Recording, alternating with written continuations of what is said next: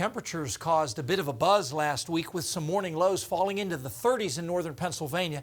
But when temperature was in the news in June and July, it was heat. And now that we're approaching the end of meteorological summer, I wanted to take a look at what's actually a Pennsylvania rarity, the 100-degree day. Now this summer, triple digits were observed somewhere in the state on 7 days. 2 in June, the 21st and 22nd, part of that first heat wave we had, and then 5 days in July, the 6th, 8th, and the 14th through 16th, part of the midsummer heat that was spread over about 2 weeks. Now, 7 days in a full summer might not sound like much, but here's the number of days each summer when the temperature officially reached at least 100 somewhere in the state. And this goes back 15 years.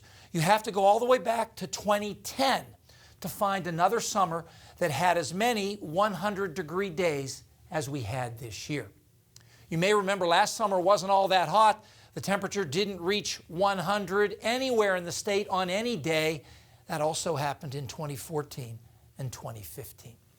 This year, 13 official observing sites in 8 different counties in the southern part of the state reached 100 or higher on at least one day, from Chambersburg in Franklin County on the west to the Northeast Philadelphia Airport and the Franklin Institute in Philadelphia County on the east. It's a mix of first-order airport locations such as KMDT, Harrisburg International Airport, to cooperative observing sites such as Biglerville. The last time this many official reporting sites observed a summer temperature of 100 or higher was in 2012. So what did the weather patterns look like during these 2 periods of triple-digit heat? Well, here's the upper air pattern for June 21st and 22nd. It featured an expansive upper air pocket of warm air over the south extending into the mid-Atlantic. This looks like a pattern that could produce big heat in Pennsylvania. Also, the first 3 weeks of June were very dry across the state. Here's the percent of average rainfall for that period.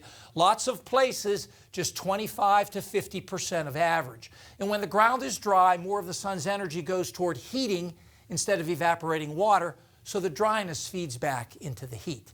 And I think this had a lot to do with the second batch of heat in mid-July. Here's the upper air pattern for July 15th to 16th. This does not strike me as a pattern that would produce big heat here. Pennsylvania in more of a dip in the flow than a ridge. But a chunk of warm air from the ridge out west came east, and it had been so dry here that the heat survived. In fact, here's the percent of average rainfall for the first half of July. By then, the grass was browning in much of the state, about half the state in that 25 to 50% category. The dryness had to be a big factor. There have been 100-degree days in September, as late as the 10th in Pittsburgh, the 11th in Philadelphia, and even later than that at a handful of other observing sites. Stay tuned. The extended forecast is next.